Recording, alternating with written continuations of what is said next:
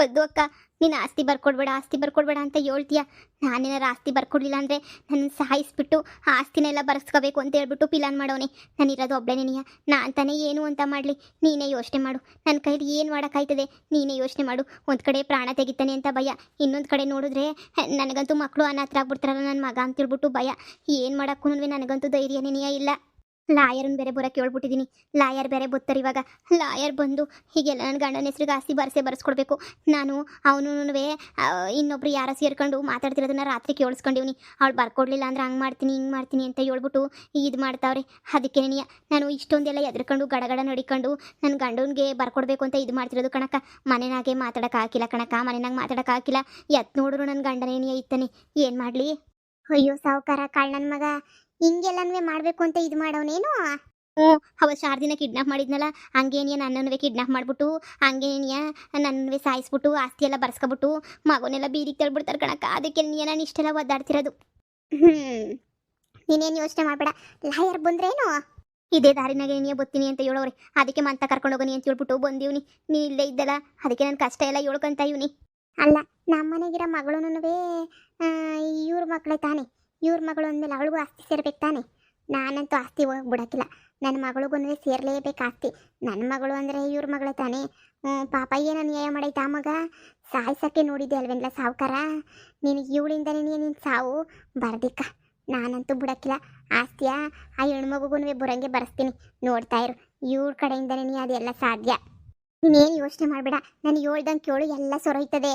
ಸರಿ ಹೇಳಕ್ಕ, ನಾನು ಸಾಯ್ಬಾರ್ದು, ನನ್ನ ಮಗನೂ ಸಾಯ್ಬಾರ್ದು, ಆಸ್ತಿನೂ ಉಳಿಬೇಕು ಅಂತದ್ದು ಏನಾರ ಐಡಿಯಾ ಕೊಟ್ಬಿಡು ಅಕ್ಕ. ನಿನ್ನ ಕೈ ಮುಗಿತೀನಿ, ಏನಾರ ಐಡಿಯಾ ಕೊಟ್ಬಿಡಕ್ಕ. ಓ ನಮಸ್ಕಾರ ನಮಸ್ಕಾರ. ಲಾಯರ್ ಬಂದ್ರು. ವಾ ಪದ್ವಾ, ಓ ನೀನು ಅವತ್ತು ಕರ್ಸಿದ್ದಲ್ಲ ನನ್ನ. ಓ ಸಾ ನೀವೇನು, ನಮಸ್ಕಾರ ನಮಸ್ಕಾರ. ಓ ನಮಸ್ಕಾರ ಕಣಮೋ. ಸರ್ ನೀವು ಬಂದಿದ್ದು ಒಳ್ಳೇದಾಯ್ತು. ನಾನು ಬೇರೆ ಯಾವ ಲಾಯರ್ ಬರ್ತಾರೋ ಅಂತ ಯೋಚನೆ ಮಾಡ್ತಾ ಇದ್ದೆ. ಸರ್ ಒಂದೇ ಒಂದು ಸಹಾಯ ಮಾಡಬೇಕಿತ್ತು. ಹೇಳಿ, ಏನು ಸಹಾಯ ಅಂತ ಹೇಳ್ಬಿಟ್ಟು. ಸರ್ ಇವ್ರ ಗಂಡ ತುಂಬಾನೇ ಎದುರಿಸ್ತಾವನೆ ಸರ್. ಆಸ್ತಿ ಬರ್ಕೊಡು, ಸಾಯಿಸ್ಬಿಡ್ತೀನಿ, ಹಂಗೆ ಹಿಂಗೆ ಅಂತ ತುಂಬಾನೇ ಎದುರಿಸ್ತಾವನೆ. ಅದಕ್ಕೇನೆ ನಾವೇನು ಅನ್ಕೊಂಡಿದೀವಿ ಅಂದರೆ ಆಸ್ತಿನ ಇವರು ಮಗು ಹೆಸ್ರಿಗೆ ಬರೆದು ಬಿಡಬೇಕು ಅಂತ ಅನ್ಕೊಂಡವ್ರೆ ಇವರು. ಆ ಮಗು ಹೆಸ್ರಿಗೆ ಆಸ್ತಿನ ಬರೆದ್ಬಿಟ್ಟು ಅಕಸ್ಮಾತ್ ತಾಯಿಗೂ ಮಗು ಏನಾದ್ರು ಸ್ವಲ್ಪ ಹೆಚ್ಚು ಕಡಿಮೆ ಆದ್ರೂ ಇರಾಪರ ಆಸ್ತಿಯೆಲ್ಲ ಅನಾಥಾಶ್ರಮಕ್ಕೆ ಹೋಗ್ಬಿಡ್ಬೇಕು. ಆ ಥರ ಬರೆದ್ಬಿಡಿ ಸರ್ ನೀವಂತೂ. ಹೋಗ್ಬಿಟ್ಟು ಸಾವುಕಾರನಿಗೆ ಹಿಂಗೇನಿಯ ಹೇಳಿ, ಆಸ್ತಿ ಎಲ್ಲ ನಿನ್ನ ಮಗನ ಹೆಸ್ರು ಮಾಡ್ಬೋದು ಅಷ್ಟೇ. ನಿಮ್ಮ ಮಕ್ಕಳ ಹೆಸ್ರಿಗೆ ನಿಮ್ಮ ಹೆಸ್ರಿಗೇನು ಬರಲ್ಲ. ಆ ಥರ ಇವ್ರು ಮೊದಲೇ ಏನೋ ಮಾಡಿಸ್ಬಿಟ್ಟವ್ರೆ ಅಂತ ಏನಾರ ಒಂದು ಸುಳ್ಳು ಹೇಳ್ಬಿಟ್ಟು ಮಗು ಹೆಸ್ರಿಗೇನಿಯ ಬರೆದ್ಬಿಡಿ ಸಾ. ನಮ್ಮ ನಿನ್ನ ಮಗನ ಹೆಸ್ರಿಗೇನಿಯ ಬರೆದು ಬಿಡೋದಾ ಸಾ? ಮಗನ ಹೆಸ್ರು ಒಬ್ಬನಿಗೆ ಏನಿಯ ಬರೆದ್ಬಿಟ್ರೆ ಮಕ್ಕಳ ಹೆಸರಿಗೆ ಅಂತ ಬರೀರಿ ಸಾ. ಯಾಕಂದ್ರೆ ಮುಂದೆ ಇನ್ನೊಂದು ಮಗ ಆಗ್ಬೋದು. ಇನ್ನೊಂದು ಮಗ ಏನು ಬೇಡ ನಂಗೆ, ಸುಮ್ಕಿರ್ಪದ್ದು. ಬಾಬಾ ಯಾಕಿರ್ಲಿ, ಸುಮ್ಕಿರು. ಅದಕ್ಕೆ ನಿನ್ನ ಮಗನೂ ಕೈ ಕೊಟ್ಬಿಟ್ರೆ ಏನು ಮಾಡ್ತೀಯಾ?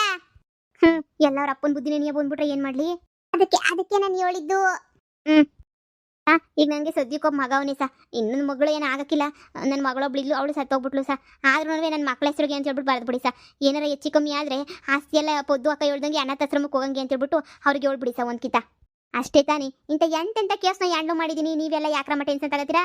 ನಾನು ಒಳ್ಳೆಯವನೇ, ನಮಗೂ ಕಷ್ಟ ಎಲ್ಲ ಚೆನ್ನಾಗಿ ಗೊತ್ತು. ಅದಕ್ಕೆ ನಮ್ಮ ಒಳ್ಳೆಯವ್ರ ಕಷ್ಟ ಅಂದರೆ ನಾನೇ ಬಂದ್ಬಿಡ್ತೀನಿ. ಸರಿ ಬರ್ರಿ.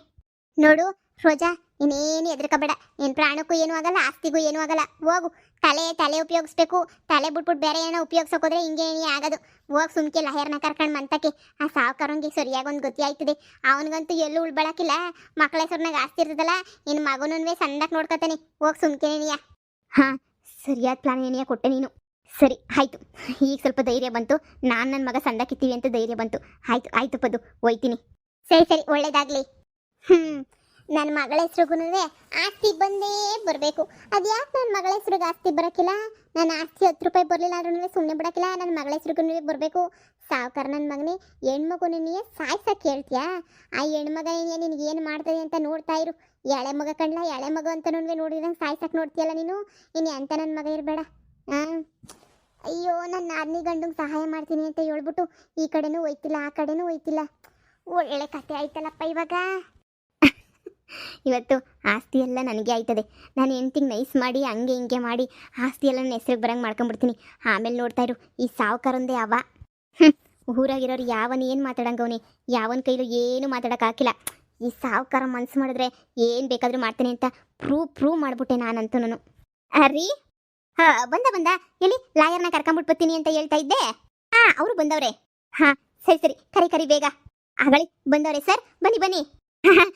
ಬನ್ನಿ ಬನ್ನಿ ಸಾ, ಇವಾಗ ಒಳ್ಳೆ ಮುಹೂರ್ತ ಐತೆ. ಇವಾಗೇ ನೀ ನನ್ನ ಹೆಸರಿಗೆ ಪಟ ಪಟ ಪಟ ಪಟ ಅಂತ ಮಾಡ್ಬಿಡಿ. ಹಾ, ನನ್ನ ಗಂಡನ ಹೆಸರಿಗೆ ಎಲ್ಲ ಪಟ ಪಟ ಪಟ ಅಂತ ಮಾಡ್ಬಿಡಿ. ಆ, ನೋಡಿ, ಈಗ ಹೇಳ್ಬೇಕು ಅಂತಂದ್ರೆ ಆಸ್ತಿ ಎಲ್ಲ ನಾನು ನಿಮ್ಮ ಹೆಂಡತಿ ಹೆಸರಿನಲ್ಲಿ ಏನು ಇಲ್ವಲ್ಲ? ಹಾ, ಇದೇನು ಹೇಳ್ತಾ ಇದ್ದೀರಾ? ನನ್ನ ಹೆಂಡತಿ ಹೆಸರಿನಾಗ ಏನು ಇಲ್ವಾ? ಇಲ್ಲ ಇಲ್ಲ, ನಿಮ್ಮ ಹೆಂಡತಿ ಹೆಸರಿನಾಗ ಏನೂ ಇಲ್ಲ.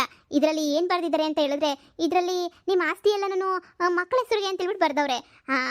ಎಲ್ಲ ಆಸ್ತಿನೂ ಮಕ್ಕಳ ಹೆಸರಿನಾಗೈತೆ. ಈಗ ಮಕ್ಕಳು 18 ವರ್ಷ ತುಂಬ ತನಕನೂ ಆಸ್ತಿನ ಏನು ಮಾಡೋಕ್ಕಾಗಲ್ವಲ್ಲ. ಆಸ್ತಿ ಇವಾಗ ಎಲ್ಲ ನಾನು ಅವ್ರ ಹೆಸರಿನಾಗೆ ಇರ್ತೈತೆ. ಅಪ್ಪ, ಒಳ್ಳೆ ಪ್ಲಾನು. ಲೇ ಹೆಂಡತಿ, ಏನೇ ಇದೆಲ್ಲ? ಬರ್ರಿ, ನನಗೆ ತಾನೇ ಏನು ಗೊತ್ತು ರೀ. ಅವತ್ತೆಲ್ಲ ಸೈನ್ ಹಾಕ್ಸಿದ್ದು ಪೊದ್ದು ಅಲ್ವ ರೀ? ಪೊದ್ದು ಮಾಡ್ದಂಗೆ ಸರ್ ರೀ ನಾನು ಮಾಡಿದ್ದು. ಆ ಪೊದ್ದು ಏನೇನು ಮಾಡಿಸ್ಕೊಂಬಂದ್ಲು, ಅವಳಿಗೂ ಇಂಗ್ಲೀಷ್ ಬರೋಕ್ಕಿಲ್ಲ, ನನಗೂ ಬರೋಕ್ಕಿಲ್ಲ, ಹೆಂಗೆಂಗೋ ಆಗೋಗ್ಬಿಟ್ಟೈತ್ರಿ. ಅಯ್ಯೋ ಶಿವನೇ, ಇದೇನಿದು? ಅಯ್ಯೋ ಭಗವನ್ನೇ, ಹಂಗಾರೆಲ್ಲ ನನ್ನ ಮಕ್ಳ ಹೆಸ್ರಿಗೆ ಹೋಗ್ತದ ನೋಡಿ. ಸದ್ಯಕ್ಕೆ ಈಗ ಒಂದು ಮಗು ಇದೆ, ಮುಂದೆ ಯಾವ್ದಾದ್ರು ಮಗು ಆದ್ರೆ ಆ ಮಗುಗೂ ಆಸ್ತಿ ಹೋಗ್ತೈತೆ.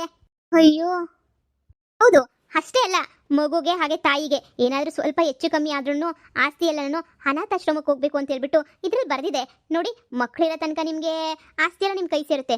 ಮಕ್ಕಳೇನಾದ್ರೂ ಇಲ್ಲ ಅಂತಂದ್ರೆ ಆಸ್ತಿ ಎಲ್ಲ ಅನಾಥಾಶ್ರಮಕ್ಕೆ ಹೋಗುತ್ತೆ. ಇದೇನು ಅಂತ ಹೇಳ್ತಿದ್ರಲ್ಲ ಯಾರು ಸಾಹೇಬ್ರೆ? ಲೇ ರಾಣಿ, ಏನೇ ಮಾಡ್ದೆ ಇದು? ನಿನ್ ಕಿತಾಪತಿನಿ ಅನಿಸುತ್ತೆ ಎಲ್ಲ. ನಾನು ಅಯ್ಯೋ ರೀ, ನಾನೇ ನಿಮ್ಮ ಹೆಸ್ರಿಗೆ ಆಸ್ತಿ ಎಲ್ಲ ಮಾಡಬೇಕು, ಆಸ್ತಿ ಎಲ್ಲ ಮಾಡ್ಬೇಕು ನಾನು ನಿಮ್ಮ ಹೆಸ್ರಿಗೆ ಅಂತ ಎಷ್ಟೆಲ್ಲ ಪರದಾಡಿ ಎಷ್ಟೆಲ್ಲ ಮಾಡಿದೆ. ಈಗ ಬಿಡಿ, ಮಗು ಹೆಸ್ರಿಗೆ ತಾನೇ ಹೋದ್ರೆ ಹೋಗ್ಲಿ ಬಿಡಿ, ನಾಳೆ ನಮ್ಮ ನೋಡ್ಕೊಳ್ಳೋದು ಮಕ್ಕಳೇ ಅಲ್ವಾ? ಅಯ್ಯೋ ಅಯ್ಯೋ ಅಯ್ಯೋ ಅಯ್ಯೋ, ಇನ್ನೂ ಆ ಮಗುಂಗೆ 3 ವರ್ಷನೇನೋ 4 ವರ್ಷನೋ, ಇನ್ನೂ ನಾನು ಎಷ್ಟೊಂದು ವರ್ಷ ಕಾಯ್ಬೇಕಲ್ಲಪ್ಪ. 18 ವರ್ಷ ಆದ್ಮೇಲೆ ನನ್ನ ಮಗನ ಕೈಯಾಗ ಆಸ್ತಿ ಬರ್ಸ್ಕೋಬೋದ ನಾನು? ನೋಡಿ, ಮಗುಗೆ ಏನು ಆಗ್ದಿದಂಗೆ ಆರಾಮಾಗಿದ್ರೆ, ಮಗು ಏನಾದರೂ ಇಷ್ಟಪಟ್ರೆ ನಿಮ್ಮ ಹೆಸರಿಗೆ ಆರಾಮಾಗಿ ಆಸ್ತಿ ಬರ್ಸ್ಕೋಬೋದು. ಆದರೆ ಮಗು ಏನಾದ್ರೂ ಸ್ವಲ್ಪ ಹಂಗು ಮಾಡ್ತು ಅಂದ್ರೂ ಆಸ್ತಿ ನಿಮಗೆ ಸಿಗಲ್ಲ. ಅದರಲ್ಲೂ ಮಧ್ಯೆ ಏನಾದರೂ ನಿನ್ನ ಮಗುಗೆ ಹೆಚ್ಚು ಕಡಿಮೆ ಆಗಿ ಏನಾರ ಒಂದು ಚೂರು ಆಯಿತು ಅಂತಂದ್ರು ಮುಗೀತು ಕತೆ. ಆಸ್ತಿ ಎಲ್ಲನೂ ಅನಾಥಾಶ್ರಮಕ್ಕೋ ಬೀದಿ ಪಾಲೋ ಆಗ್ತೈತೆ. ನಿಮ್ಮ ಕೈಗಂತೂ ಸೇರಬಾರ್ದು ಅಂತಲೇ ಇದ್ರಲ್ಲಿ ಬರ್ದವ್ರೆ. ಅದಕ್ಕೆಲ್ಲ ನೀವು ಒಪ್ಕೊಂಡು ಸೈನೂ ಹಾಕಿದ್ದೀರಾ. ಹೀಗೆ ಮತ್ತೆ ಮಗುಗೆ 18 ವರ್ಷ ಆಗೋ ತನಕನೂ ನಿಮ್ಮ ಕೈಲಿ ಏನೂ ಮಾಡೋಕ್ಕಾಗಲ್ಲ. ನೋಡಿ, ನಾನೇ ಅಲ್ಲ, ಎಲ್ಲಿಂದ ಎಲ್ಲೋಗಿ ತಗೊಂಡೋಗಿ ಏನು ಮಾಡಿದ್ರು ಇದನ್ನೇ ಹೇಳೋದು. ನೋಡಿ, ನಿಮ್ಮಿಷ್ಟ, ನೀವು ಏನು ಯೋಚನೆ ಮಾಡ್ತೀರಾ ಮಾಡಿ. ಲೇ ಲೇ ಲೇ ರಾಣಿ, ಹೋಗಿ ಹೋಗಿ ಹೋಗಿ ಆ ಪೆದ್ದಿ ಹತ್ರ ಹೋಗ್ಬಿಟ್ಟು ಹೆಂಗೆಂಗೋ ಮಾಡಿಸ್ಬಿಟ್ಟು ಆಸ್ತಿ ಎಲ್ಲ ಈಗ ಮಕ್ಕಳ ಹೆಸರು ಹೋಗಂಗೆ ಮಾಡ್ಬಿಟ್ಟಲ್ಲೇ ಅನ್ಯಾಯವಾಗಿ. ಹಾಂ, ಹೀಗೆ ಏನೇ ಮಾಡೋದು? ಲಾಯರ್ ಸಾಹೇಬ್ರೆ, ಹೆಂಗನ ಮಾಡ್ಬಿಟ್ಟು ಆಸ್ತಿ ನನ್ನ ಹೆಸ್ರಿಗೆ ಮಾಡಿಸ್ಕೊಡಿ. ಸಾರಿ, ಸಾಧ್ಯನೇ ಇಲ್ಲ. ಒಂದ್ಸಲ ಎಲ್ಲ ಮಾಡಿ ಮುಗಿದ್ಮೇಲೆ ಮುಗಿದೋಯ್ತು ಅಂತ ಅಷ್ಟೇ ಅರ್ಥ. ನಿಮಗೆ ನಿಮ್ಮ ಮಗು 18 ವರ್ಷ ಆಗೋ ತನಕ ನೀವು ಕಾಯಲೇಬೇಕಾಗ್ತೈತೆ. ಅಕಸ್ಮಾತ್ ಏನಾದರೂ ಇನ್ನೊಂದು ಮಗು ಆಯಿತು ಅಂದರೆ ಆ ಮಗು 18 ವರ್ಷ ಆಗೋ ತನಕ ಕಾಯಬೇಕಾಗ್ತೈತೆ. ಈಗ ಇನ್ನೊಂದು ಮಗು ಆದರೆ ಇನ್ನೊಂದು ಮಗು 18 ವರ್ಷ ಆಗೋ ತನಕ ಕಾಯ್ಬೇಕಾ? ಹೌದು. ಬೇಡ ಬೇಡ, ನಮ್ಗೊಂದೇ ಮಗನೇ ಸಾಕು. ಹೌದಾ?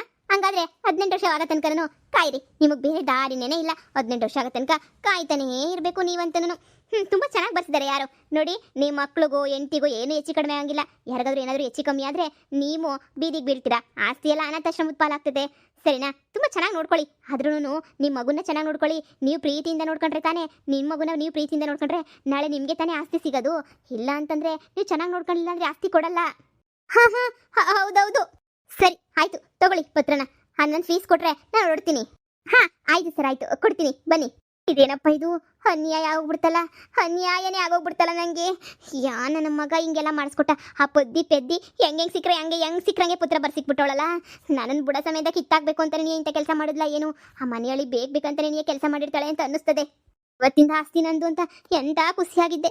ಈಗ ನೋಡಿದ್ರೆ ಅಯ್ಯೋ ಅಯ್ಯೋ ಅಯ್ಯೋ ಅಯ್ಯೋ, ಆಸ್ತಿ ಎಲ್ಲ ದಿಕ್ಕಾಪಾಲ ಆಯ್ತಾಯ್ತಲ್ಲ. ಈಗ ನನ್ನ ಮಗು ನಾನು ಚೆನ್ನಾಗಿ ನೋಡ್ಕೊಂಡಿಲ್ಲ ಅಂತಂದರೆ ಅಷ್ಟೇ ಕತೆ. ಅಪ್ಪ, ಮುಗೀತದ ನನ್ನ ಕತೆ. ಫಸ್ಟ್ ನನ್ನ ಮಗುನ ಚೆನ್ನಾಗಿ ನೋಡ್ಕೋಬೇಕಿನ್ ಮ್ಯಾಲೆ ಬೇರೆ ದಾರಿನೇ ಇಲ್ಲ.